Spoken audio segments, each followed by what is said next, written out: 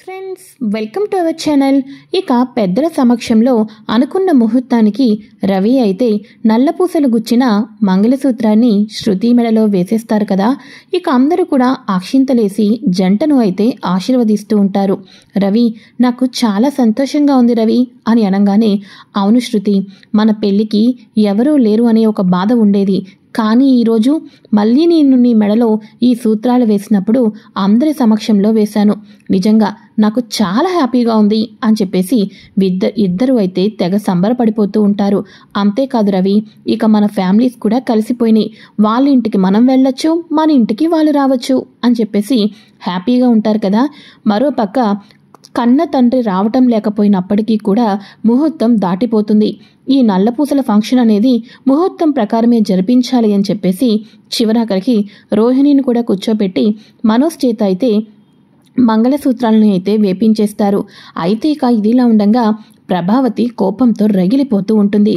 చూడు, మీ నాన్న రాడన్న విషయం నీకు ముందుగానే తెలుసు కదూ, తెలిసి కావాలని అదిగో వస్తున్నాడు, ఇదిగో వస్తున్నాడు అని అబద్ధాలు చెప్పి నన్నే మోసం చేస్తావా నువ్వు అని అనగానే, అయ్యో అదేంటంటీ, నేను మిమ్మల్ని ఎందుకు మోసం చేస్తాను? నిజంగానే మా డాడీ ఎందుకు రావటం లేదో నాకు కూడా కారణం అర్థం కావటం లేదు. ఫోన్ చేస్తేనేమో ఒకటే నాట్ రీచబుల్ అని వస్తుంది. ఒక పక్కేమో మీరు మా నాన్న గురించి ఆలోచిస్తున్నారు, నేనేమో తల్లిని దూరం చేసుకున్న ఆడపిల్లని. ఇక నాన్నకేమైపోయిందేమోనని నేను ఆయన గురించి బాధపడుతున్నాను అని చెప్పేసేసి ఒక్కసారిగా మా నాన్న ఫోను లిఫ్ట్ చేయటం లేదు. ఈ మధ్య అసలే ఇక ఏరోప్లేన్స్లో ఎలాంటి క్రాషెస్ జరుగుతున్నాయో తెలిసిందే, నాకు చాలా భయంగా ఉంది అని చెప్పేసేసి ఒకటే బాధపడుతూ ఉంటుంది. అదే టైంలో అక్కడికి కామాక్షి కూడా వస్తూ ఉంటుంది. అయ్యరే వదిన, ఎందుకని చెప్పేసి శుభమా అని కోడలకు మెడలో నల్లపూసలు పడిన సమయంలో అలా కన్నీళ్లు పెట్టిస్తావు అని చెప్పేసి అనగానే, చెప్పండి ఆంటీ, ఎవరికైనా సరే పుట్టింటి వాళ్ళ చేత ఈ ఫంక్షన్ జరిపించుకోవాలనిపిస్తుంది కదా, నాకు మాత్రం మా నాన్న రాకపోవటం ఇష్టమా చెప్పండి, ఆయనకు అక్కడ ఏమైందో నాకు చాలా భయంగా ఉంది అని చెప్పేసేసి అంటూ ఉండగా ఇక వెంటనే ప్రభావతి, చూడు వాళ్ళ నాన్న వస్తారు, ఎందుకు అంటే ఫ్లైట్లో కొంచెం ఆలస్యం అవుతూ ఉంటుంది. చూడు, మనం ఈ ఫంక్షన్ నుంచి ఇంటికి వెళ్ళే లోపల మీ నాన్నగారు వస్తారు కదమ్మా అని అనగానే, అవునా ఆంటీ, అవునవును అని చెప్పేసి అనగానే, చూడు వదిన, నువ్వే నీ కోడల్ని ఇక్కడ ఇలా అనుకుంటూ ఉంటే నీ వియ్యపురాలు ఇక్కడే ఉంది. నేను లేని సమయంలో నా కూతుర్ని ఎన్ని మాటలతో బాధ పెడుతుందేమో అని చెప్పేసి ఇక ఆ శోభ వాళ్ళు కూడా అనుకుంటారు. అవసరమా నీకు ఇదంతా కూడా? అయినా వాళ్ళ నాన్నను ఫంక్షన్ నుంచి ఇంటికి వెళ్ళే లోపల చూపించకపోతే నువ్వు టెన్షన్ పడాలి, కానీ ఫంక్షన్ ఇంకా జరుగుతుంది కదా, అదిగో చుట్టాలు బంధువులు అందరూ వస్తున్నారు, భోజనాలు చేస్తున్నారు, ఆట పాట అన్నీ జరుగుతున్నాయి, ఇంకెందుకు నువ్వు టెన్షన్ పడతావు? అందరికీ రోహిణి వాళ్ళ నాన్నను చూపించిన తర్వాతే అప్పుడు మనం ఇంటికి వెళ్దాం, సరేనా? పాపం అస్తమాను వెళ్ళి రోహిణిని ఒకటే ఇబ్బంది పెట్టద్దు అని చెప్పేసి కామాక్షి వదిన అయితే మన ప్రభావతికైతే చెప్తూ ఉంటుంది. అయితే ఇక ఇదిలా ఉండగా మనోజ్ మాత్రం, అమ్మో అమ్మో అమ్మో, శృతి మెడలో ఉన్నవన్నీ గోల్డే, పాపం శృతి అంత బంగారాన్ని మొయ్యలేకపోతుంది, మా మావయ్య వస్తే అంతకి 4 గింతలు తెస్తాడని అమ్మ చెప్పింది, నిజంగానే అంత బంగారం వస్తే నా లైఫ్ సెటిల్మెంట్ అయిపోతుంది అని చెప్పేసి మనోజ్ ఏమో బంగారం కోసం ఆశపడుతూ ఉంటాడు. అయితే ఇక ఇదిలా ఉండగా ఎంత డ్రింక్ తాగిపించినప్పటికీ కూడా ఆ తాగుబోతు దగ్గర వాణ్ణి ఫుల్గా డ్రింక్ తాగిపిస్తాడు, కానీ మన బాలు అయితే తాగడు కదా. ఇది చూసిన మీనా అయితే ఒక్కసారిగా బాలుని హాక్ చేసుకుంటుంది. థ్యాంక్స్ అండి, నా కోసం అవతల వ్యక్తి మిమ్మల్ని ఎంత రిక్వెస్ట్ చేస్తున్నప్పటికీ కూడా మందు మీరు తాగలేదు, నిజంగా నా మాట మీద కట్టుబడి ఉన్నారు, నేను చాలా హ్యాపీగా ఉన్నాను తెలుసా అని చెప్పేసి హక్ చేసుకుంటుంది. ఇక బాలు కూడా మీనాని హక్ చేసుకుంటూ ఉంటారు. అవును, ఇందాకటి నుంచి మీరు లేరని అందరూ అడుగుతున్నారు, పదండి లోపలికి వెళ్దాం అని అనగానే, సరే అయితే పద అని చెప్పేసి ఇక అందరూ కూడా లోపలికి వెళ్ళిపోతూ ఉంటారు. ఎవరికి వాళ్ళు ఫొటోస్ దిగటం, కొంతమంది భోజనాలు చేయటం, ఈ రకంగా అందరూ కూడా ఎవరి హడావడిలో వాళ్ళు ఉంటూ ఉంటారు. ఒరే బాలు, ఏమైపోయావురా? ఇందా నుంచి రంగా కూడా బాలు ఏడ్రా అని అడుగుతున్నాడు, ఎక్కడికి వెళ్ళిపోయావురా అని అనగానే, ఏమీ లేదు నాన్న, ఇక్కడే ఒక చిన్న పనుంటే ఆ పనిని సెటిల్ చేసుకొని వస్తున్నానులే అని చెప్పేసి అనగానే, ఇక్కడికి వచ్చిన తర్వాత కూడా పనులేంట్రా అని అనగానే, నీకు తెలియదులే నాన్న, అలాంటి పనులను ఎప్పటికప్పుడు మనం ముగించేయాల్సిందే అని చెప్పేసి బాలు అంటూ ఉంటాడు.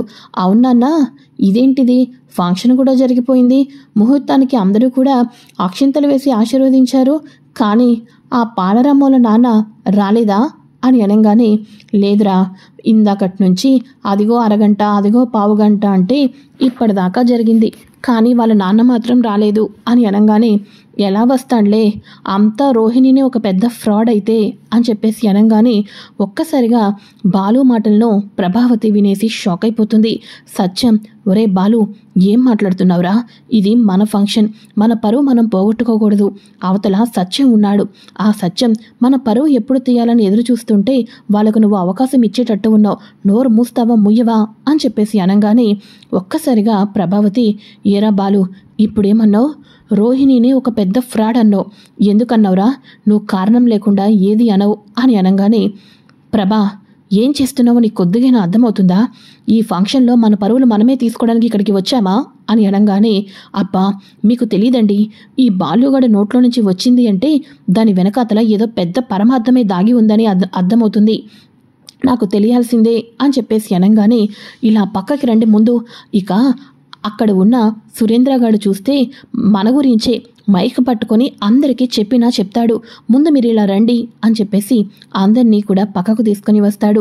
ఇక వెంటనే, సర్లే నాన్న, నువ్వు ఇంతగా బాధపడాల్సిన అవసరం లేదు, కానీ నేను ఇందాకట్లానే నోటి మీద వేలేసుకొని ఉంటానులే అని చెప్పేసి అనగానే రూమ్లోకి లాక్కొని వచ్చిన తర్వాత ప్రభావతి అంటూ ఉంటుంది, నువ్వు నోటి మీద వేలేసుకొని ఉంటే సరిపోతుంది, అది ఇందాకటి దాకా, ఇప్పుడు నాకు నిజం తెలియాలి, నువ్వు నీకు తెలిసిన నిజం నాతో ఇప్పుడు ఏదో నువ్వు దాచిపెడుతున్నది నాకు తెలియకపోతే నీ మీద ఒట్టో నా మీద ఒట్టో కాదు అని చెప్పేసేసి ఇక బాలు చేతిని తీసుకొని సత్యం తల మీద వేసి, సత్యం, మీ నాన్న మీదే ఒట్టు, నిజమేంటో చెప్పు, నువ్వెందుకు రోహిణి గురించి ఫ్రాడ్ అన్నావు అని చెప్పేసి ప్రభావతి అడగంగానే, ఇక నాన్న చెప్పక తప్పడం లేదు నాన్న, ఈ ఫంక్షన్లో నేను తెలుసుకున్న నిజాన్ని అమ్మకు చెప్పేస్తాను అని అనగానే, అది కాదురా బాలు అని అంటూ ఉండగా, నీ మీద ఒట్టేసింది నాన్న, అలాంటప్పుడు చెప్పకుండా ఎలా ఉంటాను, తప్పకుండా చెప్పేస్తాను, అమ్మ చూడు లక్షావతి, ఆ లక్షలు మింగినవాడు ఇక రోహిణిని పెళ్లి చేసుకొని ఇంటికి తీసుకొని వచ్చాడు, రోహిణి వాళ్ళ చుట్టాలను కానీ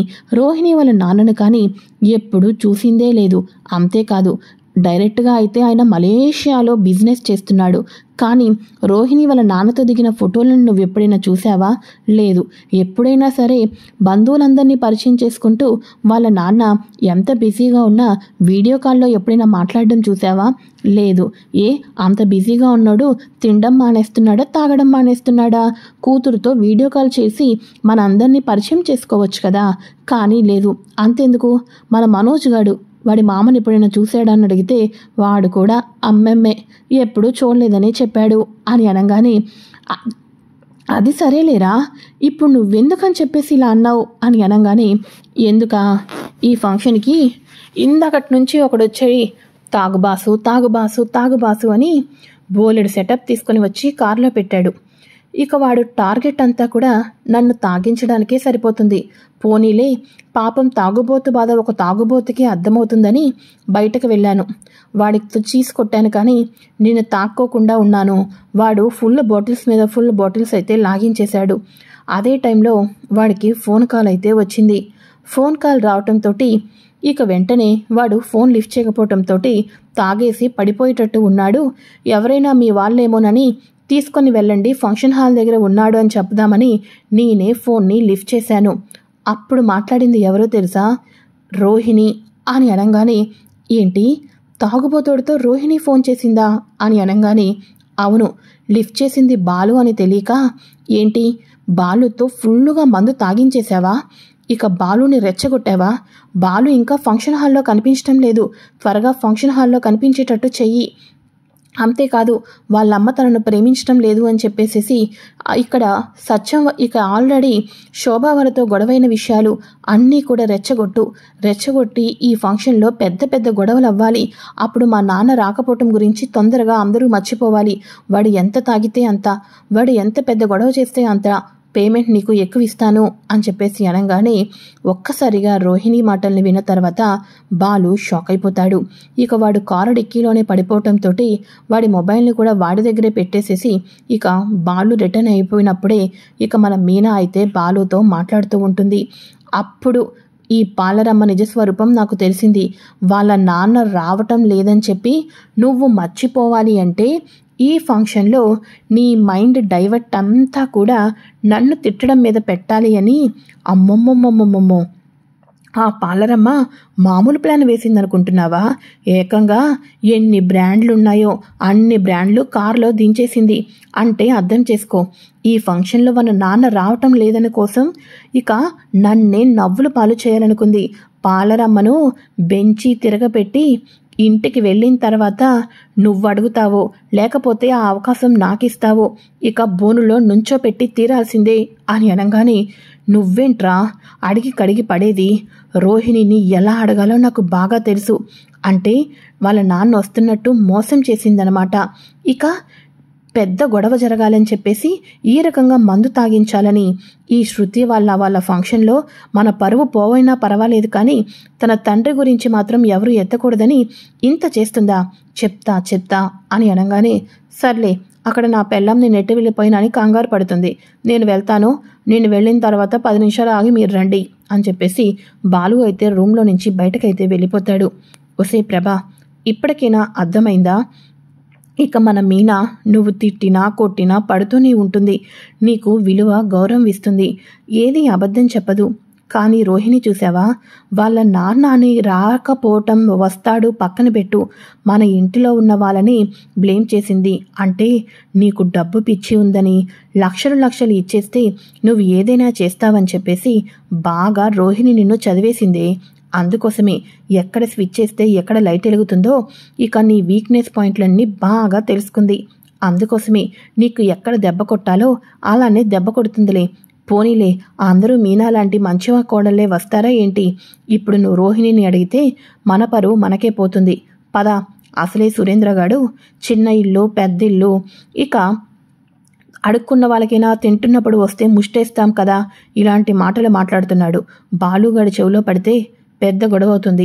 కాబట్టి తొందరగా మన ఇంటికి మనం వెళ్ళిపోవటం చాలా మంచిది అని అనగానే, సర్లేండి పద వెళ్దాం అని ప్రభావతి అయితే వచ్చేస్తుంది. ఏంటి మీ రోహిణి తరపున బంధువులు ఎవరు రానట్టున్నారే? ఓహో, నాకు అర్థమైంది, వాళ్ళ నాన్న వస్తున్నాడు, బోలెడని బంగారపు నగలు తీసుకుని వస్తున్నాడు అని అంటే ఇక ఫంక్షన్లో గ్రాండ్గా ఉంటుంది అని చెప్పేసి ఈ రకంగా నాతో మాయ మాటలు చెప్పారు. వాళ్ళ నాన్న రాడన్న విషయం మీ అందరికీ ముందే తెలుసు. కానీ రోహిణికి ఫంక్షన్ చేయాలి అంటే డబ్బు కావాలి కదా, ఆ డబ్బు మీ దగ్గర లేదు కదా. అందుకోసమే నా కూతురికి ఫంక్షన్ చేస్తున్నప్పుడు రోహిణి వాళ్ళ నాన్న కూడా వస్తాడు, మీకన్నా 4 ఇంతల బంగారం ఎక్కువ పెడతారు అని మాయ మాటలు చెప్పి రూపాయికి కూడా సంపాదించలేని వాళ్ళు ఈరోజు మీ పెద్ద కొడలకి ఇంత గ్రాండ్గా ఈ ఫంక్షన్ హాల్లో జరిపించారు అంటే మీ అబద్ధాలు మామూలు విషయాలు కాదు, డబ్బు కోసం ఏమైనా చేసేవాళ్ళు అని అర్థమైంది. అయ్యో, రోహిణికి ఫంక్షన్ జరిపించలేము, మీ అమ్మాయికి జరిపిస్తున్నాం కాబట్టి అందులోనే జరిపించేద్దామండి, మా దగ్గర అంత స్తోమత లేదు, మీ కాళ్ళు పట్టుకుంటాం ఒప్పుకోండి అని అంటే ఒప్పుకునే వాళ్ళం కదా, ఎందుకని చెప్పేసి ఇంత బిల్డప్ ఇచ్చారు అని చెప్పేసి అడగంగానే ఒక్కసారిగా ప్రభావతి షాక్ అయిపోతుంది. ఇక వెంటనే పక్కనే ఉన్న మీనా, ఏం మాట్లాడుతున్నారండి? మా అత్తయ్య గారు మీ కాళ్ళు పట్టుకోవడం ఏంటి? అయినా మాకు అబద్ధాలు చెప్పవలసిన అవసరం ఏమీ లేదు. వాళ్ళ నాన్నగారు ఏదో ఫ్లైట్ మిస్ అయింది, అందుకోసమే రాలేకపోయారు, దాన్ని పట్టుకొని మిమ్మల్ని అంత ఇదిగా బతిమలాడాల్సిన అవసరం ఏమీ లేదు. అయినా మీరు మీ అమ్మాయి గురించి ఫంక్షన్ జరిపించుకున్నారు, మా గురించి కాదు అని చెప్పేసి అంటూ ఇక వాళ్ళ అత్తని మాటలు అంటూ ఉండగా మీనానైతే అంటుంది సపోర్ట్ అయితే ఇస్తూ ఉంటుంది. పక్కనే ఉన్న శోభ, ఈ బాలుగాడు ఎక్కడ తగలెట్టాడు తల్లిని, వాడి పెళ్ళంతో కోపంగా మాట్లాడితే గొడవ పడ్డానికి వస్తాడేమో అని చూస్తున్నాను, కానీ రావటం లేదు అని చెప్పేసేసి సర్లేండి ఇంకేం చేస్తాం, ఫంక్షన్ అయ్యే లోపల వస్తాడంటున్నారు కదా, అది కూడా చూద్దాం అని చెప్పేసి ఇక వీళ్ళందరూ కూడా ఎవరి వర్క్స్లో వాళ్ళు ఫోటోలు దిగుతూ ఈ రకంగా బిజీగా ఉంటారు. ఇక మొత్తానికి పక్కకు పిలిచి, సురేంద్ర, ఏంటి శోభ, ఏదైనా ప్లాన్ వర్కౌట్ అయిందా అని అనగానే, అబ్బా లేదండి, ఈ ఫంక్షన్ని 4 గోడల మధ్యలో చేయవలసిన సింపుల్గా చేయవలసిన ఫంక్షన్ని ఇంత గ్రాండ్గా ఫంక్షన్ హాల్లో జరిపించి ఇంత ఇదిగా డబ్బులు ఖర్చు పెట్టిన దానికి అసలు కారణం మన అమ్మాయి మన దగ్గర ఉండాలి అని చెప్పేసి, ఇక రవి ఇల్లరిక పల్లుడుగా రావాలని చెప్పేసి. వీళ్ళేంటండి అందరూ ఒక మాట మీద వచ్చి కట్టుపడిపోయినట్టుగా ఏ ఒక్కరూ గొడవ పడటం లేదు. ఫంక్షన్లో బాలుని ఎన్నిసార్లు రెచ్చగొట్టినా ఒక్కసారిగా రెచ్చిపోలేదు. ఎటువంటి గొడవ జరగలేదు. ఏంటండి మనం అనుకున్న ప్లాన్ అంతా జరగదేమోనని నాకు భయం వేస్తుంది. ఎవరిని ఎన్ని రకాలుగా ఇది చేస్తున్నా పని అవ్వటం లేదు అని అనగానే, అవును శోభ, నేను కూడా ఆ సత్యం గాడిని ఎన్ని రకాలుగా అవమానించానో తెలుసా? చివరాఖరికి నా ఫ్రెండ్ కాళ్ళ చొప్పు వాడికి తగిలేటట్టు చేశాను. అయినా వాడిలో కొంచెం కూడా చలనం లేదు. అంతేకాదు వాడు అగ్గిపెట్టేలాంటి ఇంట్లో ఉంటున్నాడని చెప్పాను. అంతేకాకుండా ఈ ఫంక్షన్లో వాళ్ళకు ఒక ముష్టి పడేసినట్టు వాళ్ళ కోడలకు అవకాశం ఇచ్చారని మాట్లాడాను. అయినా కూడా ఓర్పు సహనంతో ఉన్నారు. కానీ వాళ్ళందరూ గొడవ పడకుండా ఉండాలని డిసైడ్ అయిపోయినట్టు ఉన్నారు. మనం ఏం చెయ్యలేం శోభ అని చెప్పేసి సురేంద్ర శోభ ఇద్దరూ మాట్లాడుకుంటూ ఉంటారు. అమ్మో ఈ నగలతో నా వల్ల కాదు అని చెప్పేసి అప్పుడే శృతి డ్రెస్ చేంజ్ చేసుకొని నగలన్నీ ప్యాక్ చేసి మళ్ళీ నార్మల్ శారీ కట్టుకొని బయటికి వచ్చినప్పుడు వాళ్ళ అమ్మ నాన్న మాట్లాడుతున్న ప్రతి మాటను వినేసి ఒక్కసారిగా షాక్ అయిపోతుంది. ఇక వెంటనే సరేనండి, ఏ అవకాశం వచ్చినా వదిలిపెట్టకూడదు. మన అమ్మాయిని మనతోనే ఉంచుకొని అల్లుడిని మనతోనే ఉంచుకోవాలి. పదండి వెళ్దాం అని వెనక్కి తిరిగి చూసేసరికి శృతి అయితే కనిపిస్తుంది. బేబీ అని అనగానే, ఇదిగో అమ్మా నువ్విచ్చిన నగలు అని అనగానే, అదేంటమ్మా ఈ నగలన్నీ నేను నీకోసమే కదా ఇచ్చాను అని అనగానే, ఆఫ్కోర్స్ అప్పుడు నా అమ్మ నా నాన్న నా మీద ప్రేమతో ఇచ్చారు అని వేసుకున్నాను. కానీ ఇంత పెద్ద ఫంక్షన్ చేయటానికి అసలు కారణం నేను విన్న తర్వాత నేను ఈ నగల్ని ఎలా తీసుకుంటాననుకుంటున్నారు మీరు? చూడండి, కూతురు మీద ప్రేమ ఏ తల్లిదండ్రులకైనా ఉంటుంది. కానీ కూతురు కాపురాన్ని సర్వనాశనం చేసేసి కూతురు అత్తారింటి వాళ్ళ పరువులను వీధిలోకి లాగేసి కూతుర్ని మీ ఇంటి దగ్గర పెట్టుకోవాలనుకోవటం మాత్రం అది కరెక్ట్ కాదు మమ్మీ. అస్సలు కరెక్ట్ కాదు. నువ్వు నాకు అస్సలు నచ్చలేదు. ఇప్పుడే సంతోషంగా రవికి చెప్పాను మా అమ్మ వాళ్ళు మారిపోయారు అని. కానీ మీరు మారలేదు. మీ నగలు నాకు అవసరం లేదు. ఇదిగో మమ్మీ అని చెప్పేసేసి రవి వెళ్దామా అని అనగానే, ఇంకా ఫంక్షన్ అవ్వలేదు కదా శృతి అని చెప్పేసి అనగానే, నాకు చాలా హెడేక్గా ఉంది రవి. ఇప్పటిదాకా ఫొటోస్ అవి దిగాం కదా, ఎలాగో నల్లపూసలు మార్చడం కూడా అయిపోయింది. ఒకవేళ రోహిణి వాళ్ళ నాన్నగారే వస్తే ఫంక్షన్ హాల్కి కాకుండా ఇంటికి రమ్మని చెప్దాం. నాకు చాలా హెడేక్గా ఉంది, వెళ్ళిపోవాలి ఇక్కడి నుంచి అని అనగానే సత్యంతో, ఇక మన ప్రభావతి వాళ్ళు కూడా మనం ఇక్కడి నుంచి ఫంక్షన్ అయిపోయింది కాబట్టి వెళ్ళిపోవడమే మంచిది. వాళ్ళ నాన్న ఇంటికి వచ్చారు అని మనం కవర్ చేసుకోవచ్చు అని అనగానే, అవునవును ఏ అమ్మ రోహిణి, మీ నాన్న గనక వస్తే ఫంక్షన్ హాల్ నుంచి వెళ్ళిపోతున్నాం, ఇంటి దగ్గరికి వచ్చేమని చెప్పు. ఎందుకంటే పాపం శృతికి తలనొప్పి వస్తుందంట, మనం ఉండలేకపోతున్నాం కదా, పదండి వెళ్ళిపోదాం అని చెప్పేసేసి అందరూ వెళ్ళిపోతారు. అదేంటండి నా కూతురు నా దగ్గర ఉంటుందంటే మనల్ని చీకొట్టి మన బంగారం మనకే ఇచ్చేసేసి మన కూతురు కనీసం తల్లికి వెనక్కి తిరిగి కూడా చూడకోకుండా వెళ్ళొస్తానని కూడా చెప్పుకోకుండా ఎలా వెళ్ళిపోతుందో చూడండి అని చెప్పేసి ఇక మన శోభ అయితే బాధపడుతూ ఉంటుంది. ఏం చేస్తాం, మనం అనుకున్నవన్నీ అవటం లేదు. ఇంకేదైనా ప్రయత్నం చేసి తప్పకుండా మన కూతుర్ని మన దగ్గరికి తెచ్చుకుందాం శోభ, నువ్వేమీ బాధపడద్దు అని చెప్పేసి వీళ్ళు ఇలా ఉంటారు. ఇక వీళ్ళందరూ తిరిగి ఇంటికైతే వెళ్తారు కదా. ఇంటికి వెళ్ళిపోయిన వెంటనే ప్రభావతి కుర్చీని తిరగపెట్టి బల్లను బోన్లో రెడీ చేసి అందులో రోహిణిని నుంచోపెడుతుంది. రోహిణిని నుంచోపెట్టి రోహిణి అడిగిన అబద్ధాలు, బాలుని తాగిపిచ్చి ఫంక్షన్లో గొడవ చేయించటం, ఇవన్నీ కూడా నట్టింట్లో నుంచోపెట్టి అడిగి పడేస్తూ ఉంటుంది. ఇక రోహిణి ఏ సమాధానం చెప్పబోతుంది, ఏ రకంగా తప్పించుకోబోతుంది, రానున్న ఎపిసోడ్లో రోహిణిని మన ప్రభావతి ఏ రకంగా టార్గెట్ చేయబోతుంది, మనోజ్ ఎటువంటి నిజాలు తెలుసుకోబోతున్నాడు, ఇలాంటి లేటెస్ట్ ఇన్ఫర్మేషన్ అంతా కూడా ముందుగా తెలుసుకోవాలి అనుకుంటే ఫ్రెండ్స్ తప్పకుండా ఛానల్ని సబ్స్క్రైబ్ చేసుకుని పక్కనే ఉన్న బెల్ ఐకాన్ని క్లిక్ చేసి ఆల్ ఆప్షన్ని సెలెక్ట్ చేసేయండి. Thanks for watching friends. Bye friends, welcome to our channel. ఇక